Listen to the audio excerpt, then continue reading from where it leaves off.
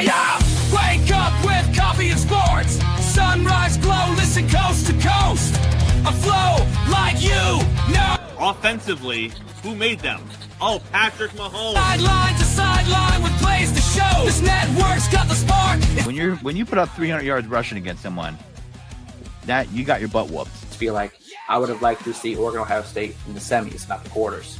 So I think some reseeding is probably where I would change. But they're out of their mind. They're going to do this 3 quarterbacks in a row. Here's the crazy. I just can't take it. Birds keep flying high, fans cheering loud, and one podcast moving through the crowd. Needy boys brawling, no holds barred loud. This wire life never in doubt. Tune into the vibe. That's my bold prediction for the show. Devin Booker, in the next 3 years, he will be a Houston Rocket. Because I still think Seth is still at the top of his game. I do. I think he's right there. Who knows? Maybe. Not this year, but one time soon. Why wouldn't we potentially see Seth and Roman? Tune in the vibe.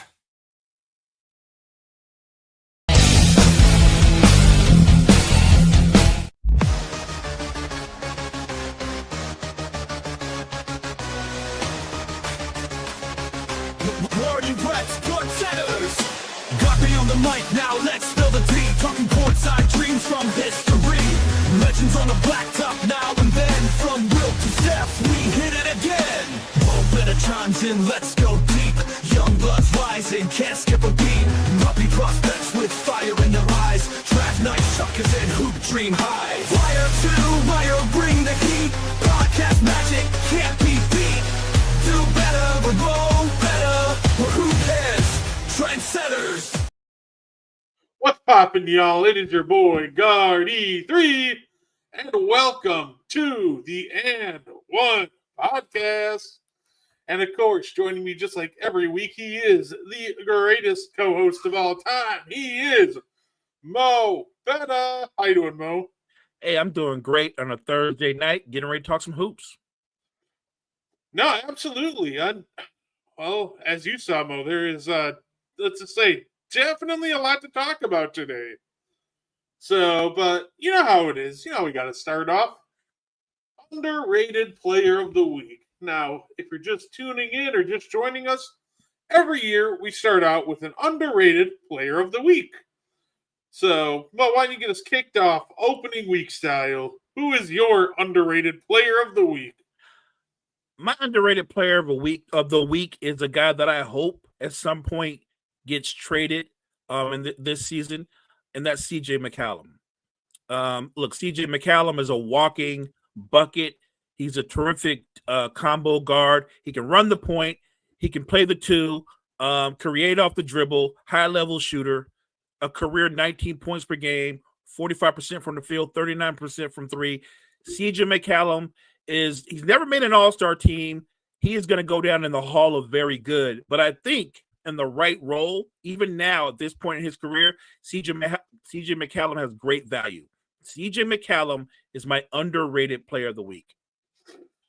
No, and that's a great one. I think CJ McCollum is definitely an underrated player. He's just a very great, especially offensive talent. Could benefit a lot of teams. I'm going to go with somebody that led one of the bigger upsets on, the main slate on Wednesday. How about Walker Kessler, night one? I'm going to give him his flowers, man. Utah Jazz center. Look, he wasn't just getting it done in the paint. Walker Kessler's now stepping out and shooting threes. That was just wild to me. Like him, Jeremy Grant had a great game. So, but for who I want to give flowers to this week, I think it's just going to be that first couple of games you saw. Give me Walker Kessler because that was just such a great performance by him and helping lead the Jazz to an upset win over the Clippers. That's a great pick. It's a great pick because Walker Kessler, obviously, I thought he outplayed Big Z. So yeah, I'm with you. Love that pick. Shout out to Walker Kessler and the Jazz. Yeah, absolutely. We got a crazy amount of things that happened today. We wake up and the first thing we see is Chauncey Billups and Terry Rozier are apparently now all of a sudden both part of an FBI scandal, which includes betting and poker games with X-ray glasses. Like, it's all crazy stuff. Now, they're both shocking for different reasons. For Chauncey, I just didn't think he would get himself involved into anything like this. And Terry Rozier is just kind of surprising because the NBA just cleared him a couple months ago. That's crazy. So, Mo, what do you think about all the craziness that we all woke up to this morning? It's not the kind of thing you want to wake up to, especially with the NBA coming into their premiere week, the start of the season on a high, and this kind of puts a cloud over the NBA. It's not a good look for the league, for the players, for the fans. So it's disappointing, but I look at it this way. Look, again, innocent until proven guilty.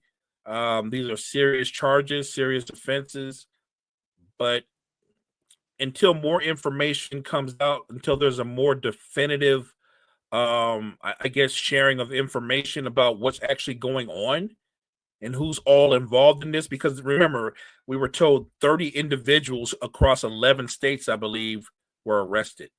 So it obviously is a huge investigation, and we were told it's still ongoing. So it's disheartening and it's disappointing. And look, as a fan, I hope that Chauncey Billups and others can be cleared of these charges. But other than that, we're just going to have to see how it plays out. Yeah, I think that's the important thing to remember, right? Innocent until proven guilty. They're guilty, throw the book at them. If they're innocent, well, just make sure not to talk too much crap now so you have to apologize later. So, like I said, I hope this is somehow all a misunderstanding. I'd hate to see anybody get indicted on charges like this, but yeah, it's just an unfortunate situation that we have just such a great slate of opening games. But now this is the big story that everybody, kind of gets thrown into the forefront. Yeah, like I said, right. It's so serious and so dark for it to happen 2 games into the NBA season.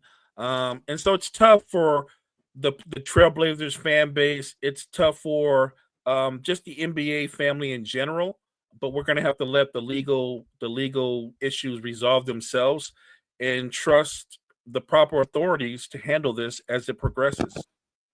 Did you see who the interim coach for the Blazers is now? I did not. Tiago Splitter, old Spurs center. Tiago Splitter, good for him getting a shot. Good for him. I saw that, and my first thought was, he's on the Blazers coaching staff since when? I love it. Tiago's one of those guys, just a very high IQ player. I mean, I think he's going to make a great coach. He was just a very smart player, so I'm excited to see what happens with Tiago as the head coach going forward. I think it's interesting. Interesting and probably a good choice. Good, he's probably been an assistant for a long time, but good for him getting this opportunity. And you know what? I hope he crushes it. Absolutely. We also, about all this craziness, Mo, I'm just going to use my do better with Mo better real quick because, look, I want Stephen A. to either pick a lane. I want him to either go all in on his political career or, stick to, sports. One of the two, right? Because he just keeps trying to, cross both of them, and he just becomes absolutely unbearable to watch. And I think it's getting to a point where you just got to pick one or the other, man. Listening to his rant about all this was just the most mind-boggling thing. Let me put it that way. I don't know how else to nicely put it, but that is just mind-boggling. So I just think Stephen A. is at a point where he's just got to pick one or the other. But clearly crossing both politics and sports just isn't working for him. Or stop talking altogether. Just shut up about politics. Because more times than not, you don't know what you're talking about, which is why you had to apologize, go on an apology tour for what you said about Representative Jasmine. My point is this: I'm with you on he needs to pick a lane. Like even this morning when we heard the news about what happened in the NBA, rather than just keep it about sports, he said, I'm going to keep it about sports and then I'll talk about it on my show later. But then he goes on like a 10-minute rant about that, what the thing that he said he wasn't going to talk about. And that's a problem for me. Look, I just think I know that he's one of these guys that's bigger than life in terms of what he's done in sports media, and he's obviously the king of ESPN. But dude, focus on where you're going to be. I'm with you, Brett. But if you're going to be a politician, then go all in. If you're going to like still continue to do what you do as a sports pundit, then do that. But there's no way you're going to work at it trying to do both. Politics is no joke. So if you're going to go into that arena, be ready. Say, seeing Stephen A. now, I feel like I know now how people would be like when they take their kids to see Hakeem Olajuwon, except it's Raptors Hakeem, and you're just like, oh, that guy was once just the best at his craft. Like, that's just how it feels like with Stephen A. right now. Like, that guy at one point was so good at what he did. Like, he's a trailblazer. He made such a mark on sports media, but now it feels like we're getting into, like, he's getting into that Spurs Tracy McGrady or Hakeem Olajuwon Raptors career arc where you're just now talking about, hey, he was once really good, but now he's just absolutely washed. I kind of feel that way too. And because when he talks about a subject, he tries his best for whatever reason to try to act like he's in the middle, right?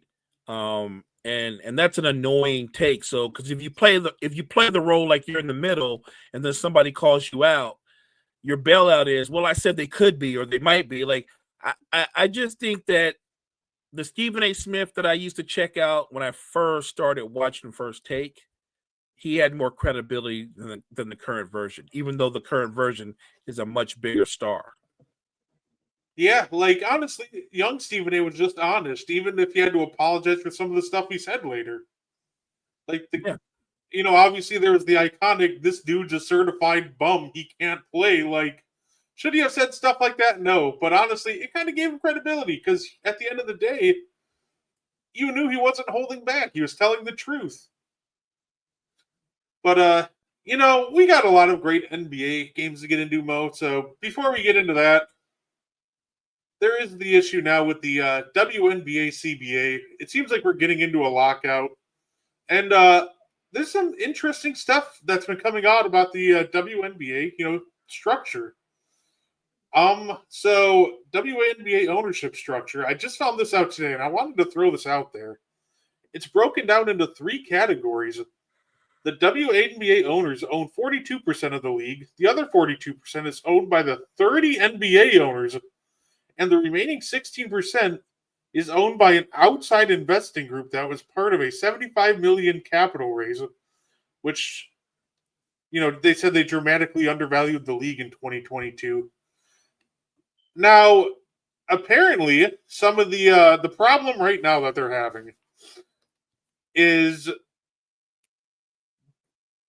the players want a structure where the amount of revenue they get is tied to the profit instead of a flat set number. They want something that's tied to the revenue, and any money increases, they'd also, kind of get a raise. So I really hope that they can figure something out.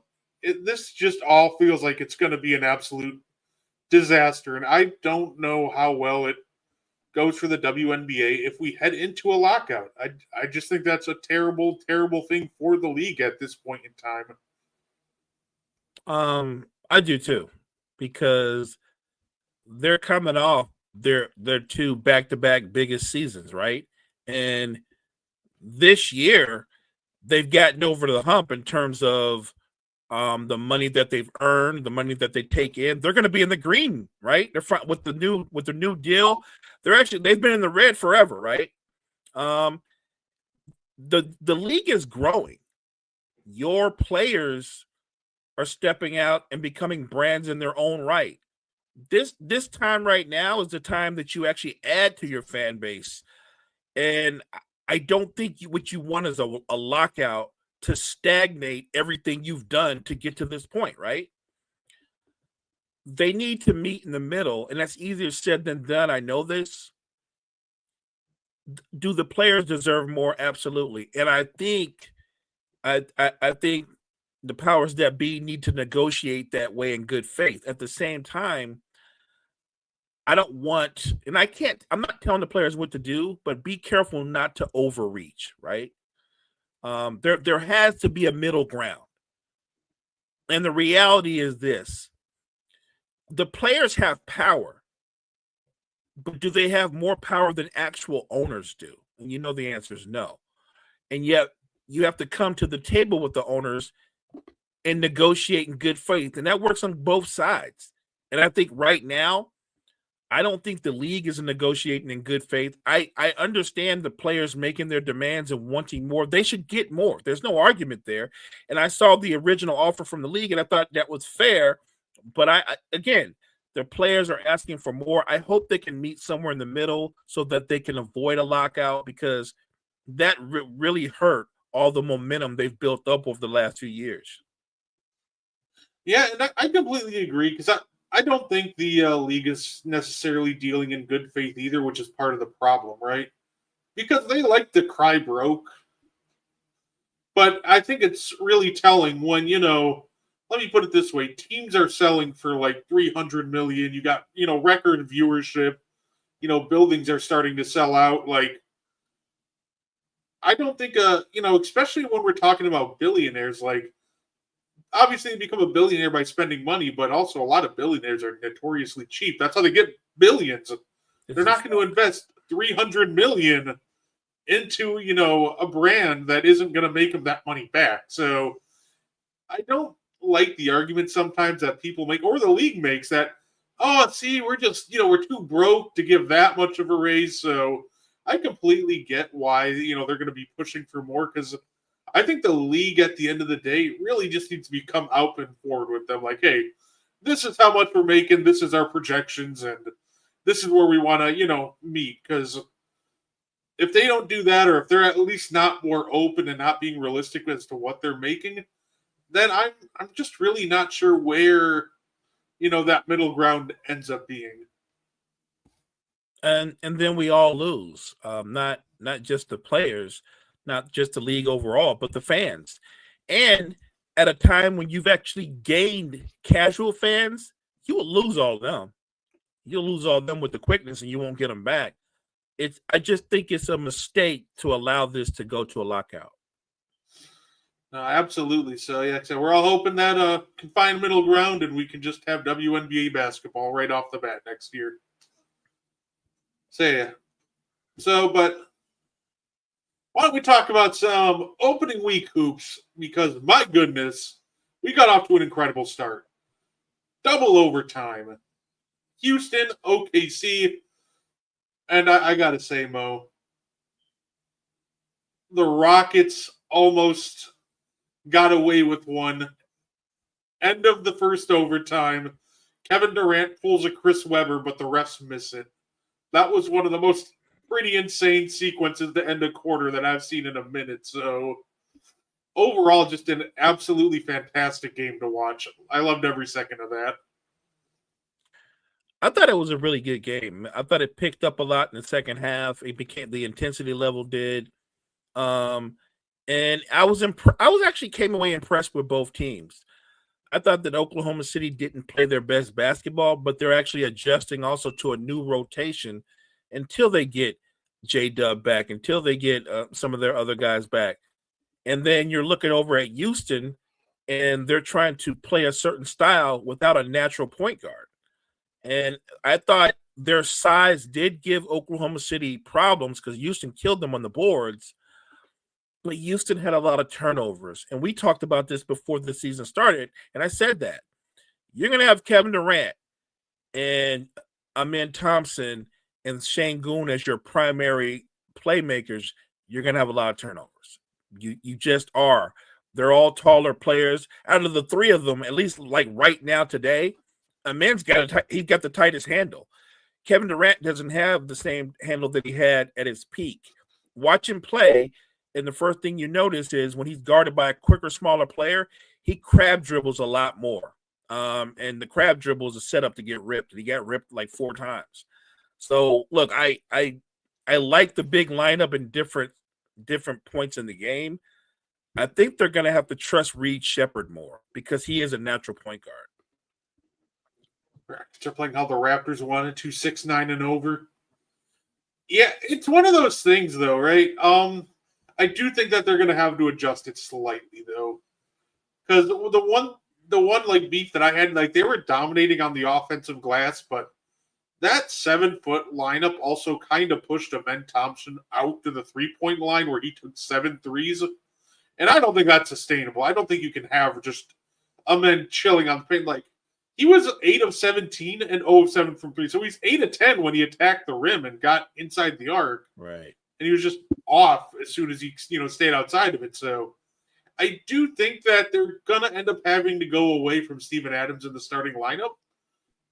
And just so they can, hopefully get some more spacing and create some more space for Amen to get attacking and getting downhill. Because this lineup is fun, but it doesn't play to one of your best players' strengths, like, at all. I agree. I would also say it's weird to say this, but on a Kevin Durant-led team, I don't think the Rockets have enough outside shooting. They do not. They have Reed Shepherd. And after that, they have a bunch of, like, okay, but, like, not elite shooters. Like, you have Reed Shepherd and Kevin Durant. After that, it's like Jabari Smith can, he can shoot, but he's not really a high-volume shooter. Right. Sengun's not really a high-volume, shooter. Don't let the 5 of 8 start from 3 fool you. Unless he's turning a corner, which that would be great, but it's one of those things that if they're not going to say, yeah, they might need to get more shooting. I did see a funny post that somebody said they're like, man, the Rockets really picked Reed Shepherd over Stephon Castle, and I almost died of laughter. I'm like, what do you think Stephon Castle would work? Stephon Castle would look terrible with this team. Like, the problem is you're taking another non-shooter and adding it to the rotation. So I know Reed looked a little rough at times, especially on the defensive end. The Thunder loved hunting him. But, you got to give him some time. I think that was one of the biggest mistakes they made last year was just not giving Reed time to grow and just make mistakes and learn from him, honestly.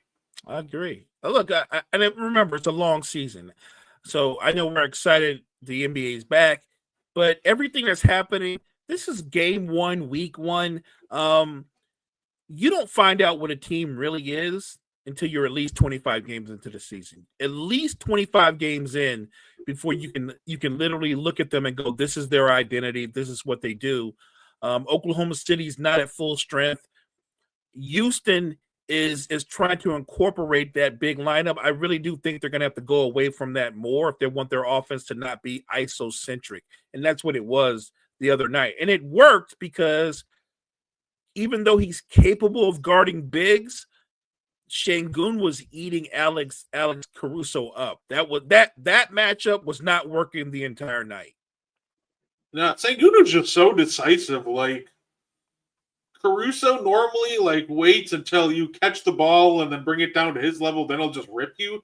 Right. Sengun was just catching it, keeping it up high, and going right over the top of him. And there's nothing that Caruso can do about that. Right. He was doing what a big is supposed to do, playing big, not bringing the ball down where the smaller guy can swipe at it and dig into it.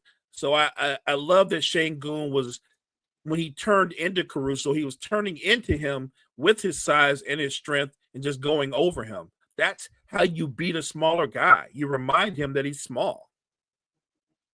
No, absolutely. I definitely want to touch on my team, the Milwaukee Bucks. I'm not going to lie. I love the addition of Miles Turner. It was terrific. It's just so weird. I'm not used to seeing like somebody else who's athletic in the front court besides Giannis. Because I haven't seen it for years. So getting the very athletic duo of Giannis and Miles Turner, that was such a treat to watch against Washington. I love already what he brings to this team, and it was a little bit of a slow shooting start for him. He finished the game 4 at 12 from the field, but no doubt that that's going to go up. Overall, I thought the Bucks just looked like they wanted to run and play very fast, which to me, this is a change in a philosophy that probably should have happened 2 years ago. Yeah, look, I think the 4-5 combo of Giannis and Miles Turner is going to work well because what Miles Turner can do with his shooting is provide additional spacing for Giannis to go to work. And at different times, Miles Turner can dive to the basket and finish at the rim. So I do think they'll complement each other. The key to the Bucks going forward is the perimeter play, the guys around them. And if you can get solid play from them, the Bucks are going to be a pretty good team in the East. And you know what? I got to do it. I got to look. I'll give my opinion when people aren't playing so well, but also got to give people flowers when they pick up their game. So Kyle Kuzma looked pretty serviceable as a backup for, and I hope he stays in that role. Even if he starts getting hot throughout the season, I think Kuzma may have figured out how to at least be a decent rotation player in this role as a backup for. So I'll give him some credit. And the other guy that I was watching was Bobby Portis. And it might take a little bit for me to get used to him in this offense because we wanted to run, but Bobby still wanted to post up. So the faster play style, the one guy I just felt awkward with was definitely Bobby Portis. I think over the long haul this season, when you look at the depth you guys have at the big spots, we're talking about Giannis and Turner and Bobby Portis, and now Kuzma's playing at 4 as a backup 4. I think that's where you're strong at. That's a strength. Like I said, you get a healthy Kevin Porter and what he can do in terms of shot creation. That's going to be the key. I already know your bigs are going to be productive on both ends of the floor. It's all dependent. Your season is really dependent upon the complementary play that you get from your wings. No, absolutely. Maybe the most disappointed team I was with on the opening night, though, Mo. A lot of people were hyping up the Atlanta Hawks, and we said they could possibly be a playoff team. They look so rough on opening night, and my biggest issue with watching them, that transition defense was so bad. Like, the Raptors are a long team that want to run, and the Hawks just had no problem giving them whatever they wanted. On the fast break, getting downhill. Say, going forward, definitely I'll be keeping an eye on them because I don't need them to be a world beater of a defense, but I at least need to see a lot more effort than I saw opening night because it's just very sad to watch what they provided. No, I agree. Look, it is game 1 of week 1. Some teams that look really good night 1, night 2 aren't going to look nearly as good over the breadth of the season. You're going to be able to separate the really good teams from the bad teams that are just having good nights. I still think Atlanta's going to make the playoffs, barring injury, because I think they're a very talented team. But you're right. They've got to give better effort on defense. They don't have to be a lockdown defensive team, but you have to be competitive defensively. And they have to be smarter offensively. I thought that the game that I watched anyway I thought Trae Young, he tried to commit to playmaking, but he still took a lot of bad he took a lot of bad shots. I would have it's one of those things, can he adjust to the notion of instead of averaging 24, 25 points a game, that he could average 19 or 20 with 9 or 10 assists. If he can make that adjustment, then I think they'll be fine. I just don't know if he can make that adjustment. I will say, though, one thing that's working out well for us so far, Mo, we're pushing that Jalen Johnson All-Star campaign this year, and 22-7, and their leading assist man had 8 assists. Just an overall fantastic game for Jalen Johnson. So he's off to a great start. I love what I saw from him. The kid is so talented. and he's so athletic. So yeah, I'm excited to see what he does going forward. I think he's definitely going to compete for a spot on the All-Star team. There's no doubt in my mind this kid is getting ready to take a big leap in his development. Now, absolutely. Say the Orlando Magic start in the Desmond Bain, Banchero, Wagner era got off to a great start. Real back and forth game against the Miami Heat. They pulled it off. Banchero and Wagner both had 24. Bain had 23. Just a great output from their big three to start the year. So love seeing them to be able to get that get those close score victories. Last year, that was a game they probably would have lost, it felt like. So it's great to see them get off on the right foot so far. Yeah, I don't even think the three of them actually shot the ball necessarily that well, but you can envision what Orlando can be when the three of them have it going on. You also can envision what they can do on the defensive end when you've got Jalen Suggs being your point of attack defender. Again, the Magic that you saw opening night, I think they're going to only get better over the course of the season. No, absolutely. I'm definitely looking forward to it. I'll give Miami credit too. They were competitive. Shout out Norman Powell. I got to admit, I think that he's almost under the radar as a scorer. He's very efficient, even when he shoots high volume. Like being almost the only option for that Miami Heat team. They were out with no Tyler Hero that opening night, so their only real scoring option at that point. Norman Powell shot 9 and 19, which honestly, in that kind of a situation, I'll take it. I think that's great efficiency considering there are zero viable scoring options playing with them. Look, Norman Powell's always been a bucket. He'll be a bucket wherever he goes. You get Hero back, and you've got him and Norman Powell on the floor. That could be an interesting pairing because of what they can both do 28, 30 feet from the basket, because that's where they initiate their offense. Miami, I give them an outside chance to make the playoffs because I do think Andrew Wiggins is going to have a solid season. So if Wiggins is playing, doing what he does, averaging around 18, 19 a game, playing good, solid defense, Bam is going to give you around 18 a game. I think Miami can be a good team. I don't think they're a title contender, but I think they have a shot to make the playoffs or at least to play in. One guy I'm curious to see if this is a real jump or not in playmaking and shooting on that Miami team. Davion Mitchell, 16 and 12. That just look, it was a game once again. Tyler Hero's out. You're really lacking playmaking, and Davion Mitchell really stepped up. I don't expect him to be a 16 and 12 guy every night, but if he just goes throughout the year and making those smart reads and knock down his three, it's going to be an invaluable piece for them. Or Miami season starts to go off the rails. That could be a name to keep an eye out on the trade market.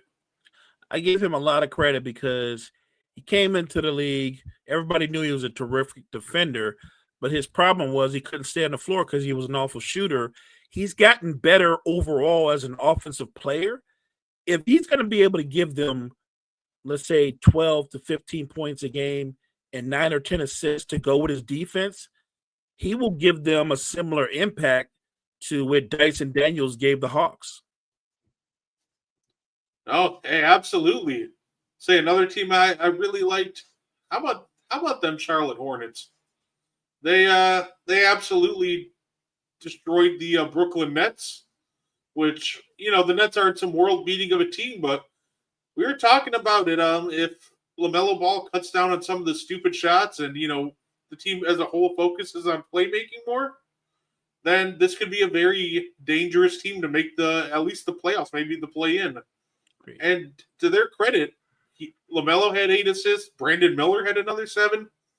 The Hornets were just moving the ball as a team and setting each other up. So I really like the teamwork that I saw over in Charlotte, and I just hope that just remains throughout the entire season. You like to see this young core come together. Look, as an NBA fan, I'm tired of the Hornets being the 12th or 13th best team in the East. It would be nice. Never mind who wins the title. I think this would be indicative of this being a great NBA season if the teams that are always in the bottom show some development, show some real improvement, it would be nice to see the Hornets make the playoffs. Matter of fact, I'm not going to even get greedy. I'll take they make the play in, as in, you know what I mean? To me, that would be marked improvement. Yeah, absolutely. Say on the opposite end of that spectrum, yeah, Brooklyn, welcome to that number one pick, or at least the highest odds to it, because yeah, say Porter and Cam, they looked to put it nicely, they looked awful. And I know they'll play better throughout the year, but I just don't know if this team has, even them playing better. I'm just looking at this team like, yeah, they could still score efficiently, and this is probably just still a terrible basketball team. If the expectations for the Nets, brain trust is for them to make the playoffs, it's going to be a long year. If they have realistic expectations and you're trying to develop some of your young players and maybe move on from some of your older pieces to set you up for next season, then I think you'll be on track. Because I do think they'll eventually move on from some of their older players. It's going to be a struggle, right? Because we talk a lot about shot creation. Well, they don't have a lot of shot creators on that roster. And if you can't create shots, that means a guy like Porter Jr., he's going to have to be more assertive and try to create his own shot, which is not a strength. Yeah, no, and obviously it's not like they drafted shot creators when it came to the draft. They drafted like 5 pass first players. So this team, like, to me, they're going to be bad, but they're not even going to be like a fun bad. Like, hey, they got some great young pieces. Like, turn on League Pass to watch the Nets. Like, they're just going to be that one team where you're just like, Brooklyn's on. Do I have to watch them? Fine, I guess. I will say this. In an 82-game season, there's probably going to be 10 or 15 games where Cam Thomas goes off for 40-plus, right? Like, and my guess is he's going to have at least one game where he's flirting with 50 or 60. Oh, absolutely. Maybe the funniest game of the night to me, it's got to be up there. Phoenix Suns beat the Sacramento Kings. Mo, did you see who took the most shots for the Phoenix Suns? I didn't see who took the most shots, but I watched that game in and out. I kept switching because at one point they were down 20, and then they walked the Kings down. No, go ahead. I'll say if you would think Devin Booker would take the most shots for sure, you would be sorely mistaken, because while Devin Booker, by the way, 10 of 19, 31 points, very efficient night for him. As booked. However, he had to defer to Dylan Brooks, who had 24 shots on the night to score 22 points. Oh. I saw that, and I'm like, why in the world is Dylan Brooks taking 22 shots? I think this offensive hierarchy for the Suns should just be very clear. 20-plus shots for D-Book. Everybody else can just divvy the rest of the shots up equally unless it's somebody had the hot hand. But then I'm looking at this like, Dylan Brooks didn't even have the hot hand. He was just chucking. Like, how in the world do you get up to 24 shots there? So they're just like, I think Dylan Brooks trying to get traded already. I think Dylan Brooks already wants out of Phoenix. Look, let's keep it a buck. He never wanted to go there to begin with, right? He didn't want to go there. Yeah, he got moved there. And look, I don't think the Suns are going to be a good team this year. I'm sure you don't either. But if I'm Devin Booker and I'm playing with a guy like Dylan Brooks, and Dylan Brooks is like, he's doing that, I'm just going to do me kind of thing, either management is going to listen to me or I'm going to ask them to be traded. Say it. Yeah, no, if he's trying to take up 24 shots, if I'm Devin Booker, I'm taking like 35 shots at that point. I'm going straight up full like Adrian Dantley mode. I'm catching that ball, it's going right to the net.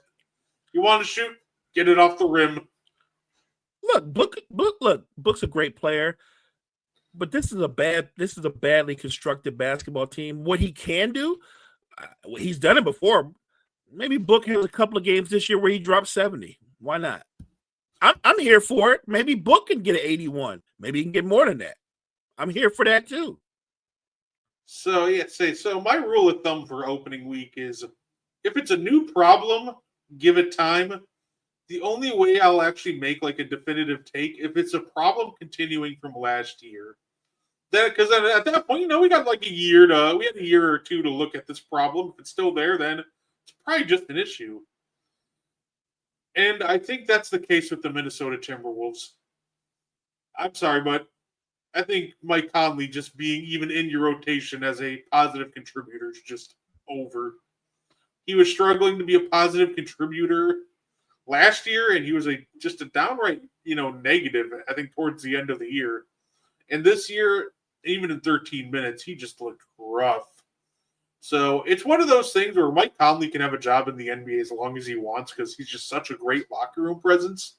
But I think his days of being counted on as an actual rotation piece, they just got to be over, I think, sooner rather than later. Because if he looks that rough in game one, he's not going to get any younger. He's not going to get it.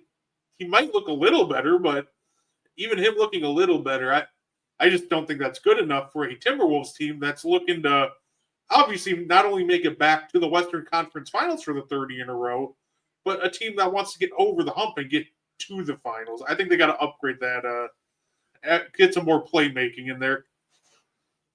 I agree. I know that they wanted Dillingham to have a bigger role, and he just hasn't stepped up. He's not stepped up, and you can tell he's not stepped up because Mike Conley is still getting the playing time that young man should get. Maybe the reality is that Dillingham's game is not conducive to the NBA basketball. I don't know why he can't play at this level on a consistent basis, but he struggles. But I agree with you. If they're going to be a serious contender, if they're going to make it back to the Western Conference Finals another year, they're going to have to upgrade the point guard spot. Ant cannot be your only shot creator. And that's their problem right now. Like, I know Julius Randle can create offense to a degree, but he's not, you know what I mean when I say shot creator. He's not a natural shot creator. Ant is, but he's the only one. They're not going to make it back to the Western Conference Finals if everything is put on Ant's shoulder. That was their problem last year when it mattered most. Their management, somebody's going to have to step up and go out and make a move. They definitely need another shot creator on that roster. No, absolutely. And I know some Wolves fans will point out that they also have Bones Highland, but Bones Highland is also probably not the guy that you want to put into the game when they matter the most. He's that guy that he might get you 20, but he's giving up 25 without a doubt. So that's definitely a point of emphasis. But hey, look, maybe the Timberwolves have the answer on the roster. Just get Rudy in the post and throw it down there and see what happens. That's true. It could be. Occasionally it works, and then everybody's just dying of laughter because it's the funniest thing ever. Like, I don't know why Rudy, even when he goes off, it just looks so funny because he still looks so uncoordinated. But then he just throws a two-handed hammer on everybody's head, and you're just still laughing. He can look really stiff at times because he's not a naturally polished offensive player. So even when he shoots that fadeaway, it never looks natural. But it's fun when it's going in. If when you watch him make it, you laugh a little bit, but you're like, look at Rudy. Look, he's got one job. The points are like a cherry on top. Be the dominant rebounder / rim protector that you've been, and leave the offense to everybody else. Unless you play the Lakers and for some reason they don't want to put a big on you. So, Oh, hey, they should have put Jackson open tryout Hayes on him. Yeah. He wants them Olympic open tryout so he can try to make the team. I don't think I like the confidence, but he's also got to be realistic. I don't know if they let him in the building. They just be like, big dog. Let's just save both of our times. You know what? And so I think to get into those Olympic buildings, even the tryouts, you have to have like a key card. I think that his would bleep red, like you're not authorized to come in here. Like he's not getting it. I'm not hating on him because I love that he wants to be on the Olympic team. I even love the confidence he has to say, if I get a tryout, I'm making a squad. No, you're not. You're not making the team. I don't know how that's remotely possible on any level that you would make out and out make the Olympic team. I think that you should be happy that you're a really good rotational player at times, and you have a role in the NBA. And it's not easy to be in the NBA, but to be on the Olympic team, now you're talking about the best of the best. Come on, bro, you're not one of them. You're not one of those guys. Oh, by the way, welcome, Kerm. I've never seen a fan base turn on a player as quickly as maybe as the Lakers fan base turned on DeAndre Ayton. They were like going off on him. It was like halftime, and they're just going crazy. They're like, "Oh, this dude's so bad." I'm like, "Welcome to the DeAndre Ayton experience, baby." They're like, "Oh, he's so soft. He keeps shooting like baby hooks." I'm like, "Yep." He has elite touch, and that's all he tries to rely on. He doesn't like getting physical, so I still think he could be a quality player with the Lakers, but if anybody had anything higher than quality role player aspirations from him, hopefully that's quelled after that first game. And here's the thing. I wasn't one of those people that were like, we got Ayton, and if all things fall into place, he can be an all-star caliber. I didn't say that. I said he could be a good starter. He could be a solid double-double guy. Not a high double-double. We're not talking 28 points and 12 rebounds. I'm talking 16 and 10, right? Like, and that's fine. If that's who you are and that's your lane and you can do that, I don't have a problem with that. My problem with Ayton is he's got a really low motor. And you know what I'm talking about. He's got a low motor. And he's too reliant on being a finesse player. And at times when you're a big, you got to play like a big. He frustrates you because for his size and length, he looks like a guy that's 6'2" with all that pump faking and stuff. It's one game. So I'm not going to kill him like other fans are going to kill him because I came in with low expectations. But I'm going to need him to play with a little bit more aggression. I'm just saying, Mo, November 5th, the Spurs and Lakers play. The damage that Wemby does to Ayton's, PR, that he might not recover from that. I'm not sure if Lakers fans are ready for that one. Especially if Wemby looks like he did on opening night, because my goodness. Actually, he just might damage the PR of every big in the league with what he did to that Dallas front line. Yeah, I was getting ready to say, he did that against Anthony Davis, who's actually one of the best big defenders in the NBA. And so I'm not trying to give Ayton an excuse, but if he can do it to AD, you know what I'm saying? Yeah, I can't even figure out what play was the craziest. Like the step back. Like first off, the whole sequence of the step back was just insane because on the defensive end, he made that block shot on Lively look so easy. Right. He made Lively look small. I'm like, dude, Lively's like what, 7'1"? At least 7'1", yeah. And then he hits a step back after he goes like 2 behind the back dribbles, gets a 4-point play attempt. I'm like, excuse me? The other one I really liked was the reverse dunk going baseline. I'm like, you're 7'5" or 7 whatever. Stop it. You can't do this. The crazy part about the dunk is, I swear to you, when he starts off, he's in the air. But by the time he actually gets there to do the reverse, his feet are almost touching the ground. He's almost standing. And that's crazy to me. Yeah, and because those two plays got so many highlights, Mo. I feel like my third favorite play that he did almost got pushed under the weather because he had another and one at Anthony Davis. And Anthony Davis guarded him perfectly. Wemby tries to get 3 different moves, and all 3 of them get stuffed by Davis perfectly. So naturally, he just turns, fades, launches a 15-footer, nothing but net and the foul. And I'm just watching this like, okay, when you stop a guy 3 times, he's not supposed to have a 4th counter. Right. But Wemby just casually like, yeah, okay, you know what? I'm just gonna shoot right over the top of you. And I'm just like, oh my gosh. And like I said, like we mentioned earlier, this is the Dallas Mavericks. This is supposed to be one of the best front courts in the league, Yes. arguably the best defensive one in the league. Yes. And he was almost toying with them for after a while. To be fair, the way I try to balance things out, right? Before the season, you and I made MVP picks, or at least who we think was going to win the MVP, and I think we both said Paolo, right? But we also said that Wemby would be in the running. I'm not going to take what he did opening night, which was absolutely amazing, because that's what he could do on a given night. I have to approach it what do I think he's going to do when it's all said and done for the season? For the season, my guess is he's going to average around 24, 25 points a game and 13 rebounds and 2 or 3 blocks. That's what I think his season averages are going to be, which, by the way, if the Spurs are going to be a 48-50 win team, that would still keep him obviously in the MVP conversation. But what he did last night was a masterpiece. But I don't want people to go too over the top and go, well, Wemby's probably going to average 30 a game for the season. I'm not. I think at some point in his career he will. I don't think it's going to be this year. I don't think it'll be this year either, because people, forget that, Fox isn't back.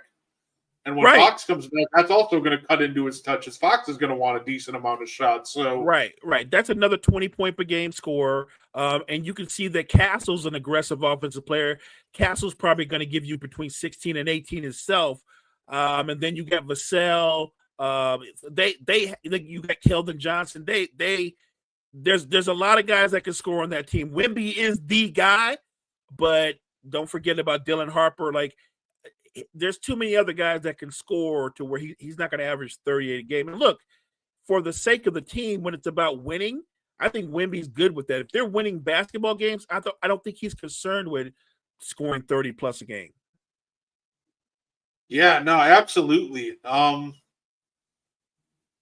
I think obviously the other big talking point of last night, Mo, we saw the greatness of Wemby in game 1.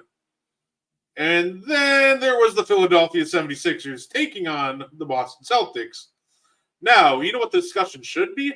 Yeah, VJ Edgecombe and Tyrese Maxey. Right, facts. You know what the discussion really is? Obviously, Joel Embiid. So, you know what? I'm going to start with the, I guess, more negative tone of Joel Embiid. I'm going to say this. I'm going to give him like 20 games, 25 games to see if he plays himself into shape. Because that was only the first game. I mean, his first game back after like a year and a half. But, I get why people are worried, because I spent a year watching 37-year-old Brook Lopez be my center, and I think 37-year-old Brook Lopez was more athletic than Embiid looked last night. So it looked rough at times, but said I'm going to give him time. Like the first game, like a year and a half. Let's give him some grace. I think your approach is the right approach with Embiid. I'm hoping that's all it is, that he needs to shake off the rust, because now he's playing real games. He's lighter, but being lighter doesn't mean you're in NBA shape. It's not the same thing. And he's rusty because he hasn't played in forever. I hope that's the case. What I will say is he didn't look good on defense either. And there was a time when Joel Embiid was healthy. He was an all NBA defender as a center, as a big. He was. He was lumbering. He was laboring. And every time he went and sat down, their offense got better. You said this on the morning show, and I think you're right. They're gonna have to find a balance between 2 different playing styles, and they're gonna have to make that work.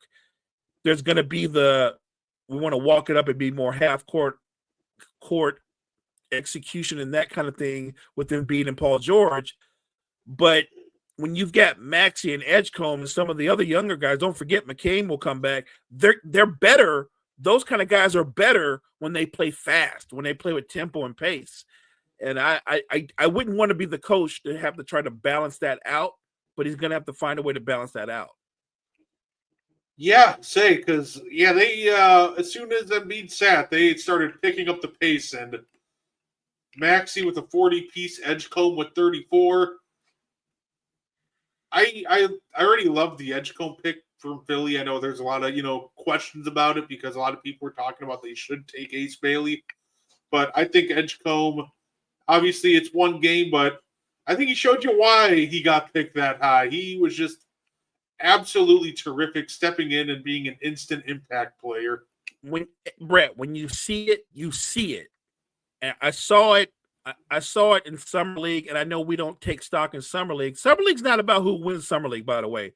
Summer League is about who shows improvement, and who are the guys that surprise you and make your roster. Edgecombe looked like the best player by far in Summer League. He has something in him, Brett, that when I watch him play, watching him play, I have visions of Dwayne Wade, right? Like that kind of athleticism, that kind of attacking, rim attacking. But look, this might have been a one-off. He's already shooting threes at a high level. Now it's one game. But let's say on the low end, he shoots the three ball at around 35, 36%. Even at that low end, to go with his ability to drive to the basket is going to make him a tough cover. Maxey had 40, but watching the game, the guy that looked like the best player on the floor, it was Edgecombe. Yeah, absolutely. And if they keep playing like they do when the game speeds up, is it almost got to ask yourself, is it worth it to maybe see if you can even attach? Because right now, as it stands, Embiid and Paul George contracts are completely immovable. Nobody's going to want them unless you're adding picks to them. So I guess it might become a legitimate question if this team looks really good with Maxey and Edgecombe. Would it maybe be worth it to attach a pick to move on from someone like Paul George, for example, to maybe bring in some higher quality players? Because, hey, if they're ready to run and compete now, it might be worthwhile to take a look at.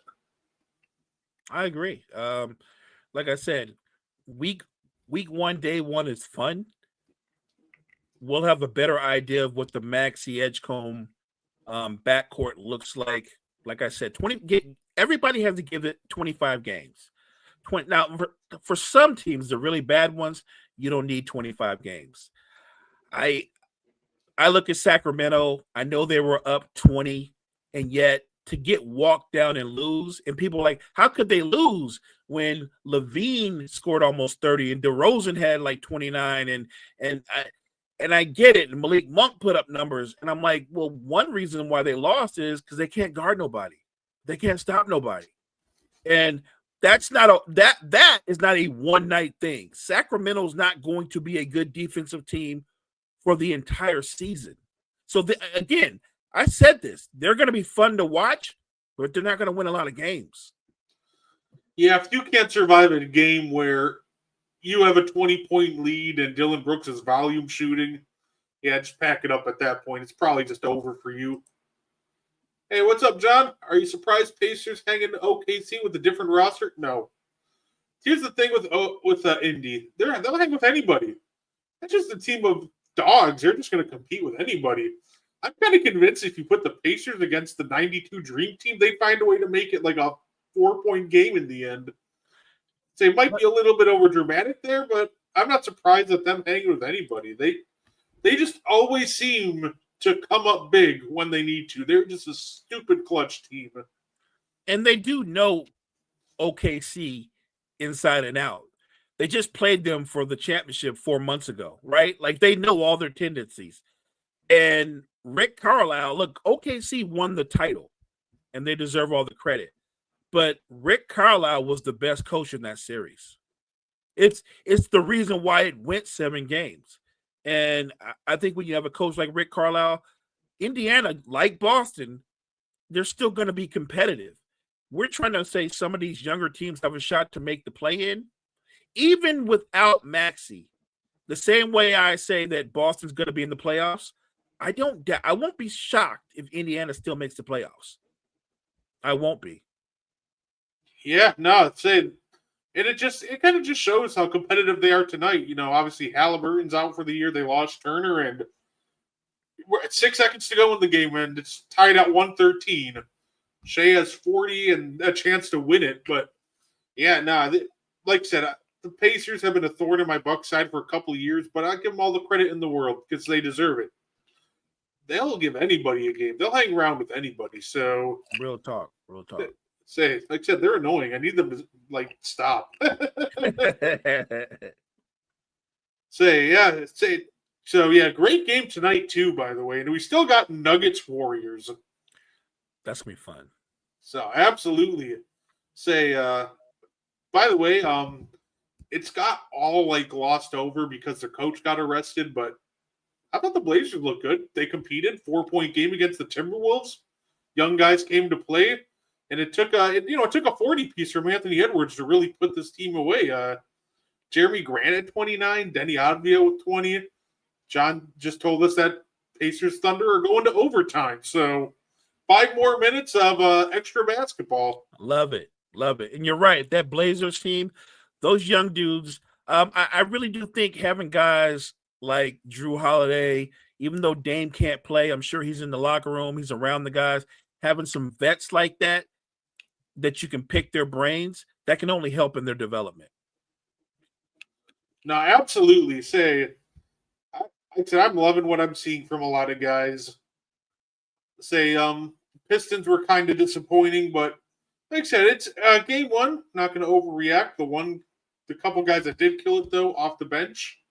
Shout out to Isaiah Stewart, Ron Holland. They look great. So it's one of those things where you'll take, even in losses, you can see some things as a win. And Isaiah Stewart and Ron Holland, hopefully they can keep up that level of play for the Pistons because they're going to be dangerous if they can. Agreed. The Knicks look good game one. Yeah, they did. I thought they'd lose. I'll give them all the credit in the world. I did too. They're a bunch of fighters. Without Cat, I thought the Cavs would overwhelm them inside, but yeah, they just straight up pulled out the win. So good for them. Love to see it. Bucks could be good too. I hope so. I really hope so. Shout out to, when it comes to the Knicks, Mikal Bridges, they're just moving the ball well. So I know that's what a lot of Knicks, fans were hoping for from this team under Mike Brown. So hopefully the ball movement continues. He had Mikal Bridges with 6 assists and a lot of guys with, 5 assists, 4 assists, and that's kind of a staple of a Mike Brown offense. He's going to get not one guy is going to dominate and have 10 assists, but instead you're going to have 5 guys with, 3 assists and 4 assists. So hopefully that sticks for the Knicks. But yeah, overall, Mo, I love opening weekend. It's great basketball. Obviously, and I hope, do we see a resurgence of Ja this year? You know what? Fingers crossed, NBA fans. He looked terrific last night. And I was happy for him. He looked like pre-injuries, pre-issues Ja. I hope he can stay that way. I do. Look, him being back to what he was prior to all the other things and the injuries is great for the league. It really is. And it makes Memphis relevant again. So I hope he can stay healthy, and I hope he continues to play like the guy that we saw a couple of years back. Like I said, I'm excited for it. I hope health is the key, right? If he's healthy, if Jaren Jackson Jr. is healthy, Memphis is a playoff team. You know what? My take is, Mo, if Ja plays well like pre-injury Ja, trade him all his value side. I mean, all jokes aside, that would not be the worst move because you're going to get the most for him, right? When he's at his best. That's fair. It's one of those things when it comes to it's not that I don't necessarily believe in Ja. I just don't believe in this Ja and Jaren Jackson Jr. duo in the West. It just feels like that's a duo you build around to maybe sneak into the play-in or get that last playoff spot. Just to get smacked in the first round. I don't think that those two together is going to be good enough to really compete in the West. So I'm not even joking when I say if Ja comes back looking like pre-injury Ja for a very long stretch, I would consider moving him for assets.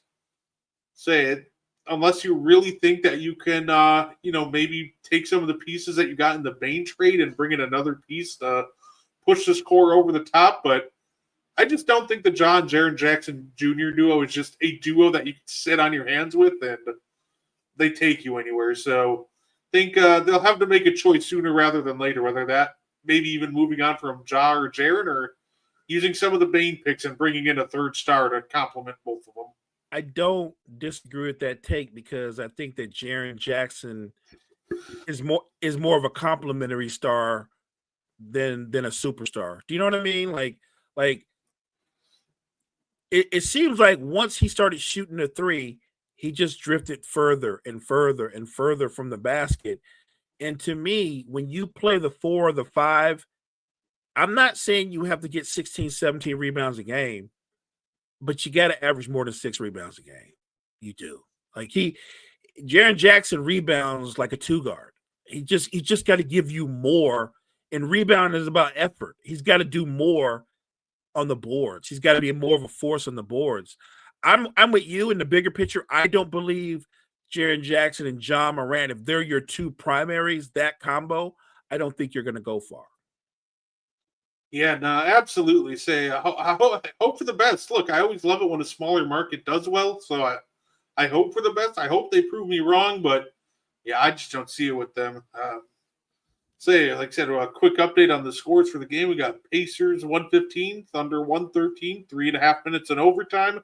Nuggets and Warriors are tied at 10, and they just kicked off. So, that being said, Mo, I think we covered pretty much every single game and all the drama going on around the league. For sure. So, that's really all I had for us today. Anything you wanted to add before we get up on out of here and go catch these games? No, just thank the chat. Thank you guys for joining us so much. Appreciate the energy, appreciate the input. Make sure you guys join us again next week for the N1 podcast. And appreciate you guys so much. Thank you.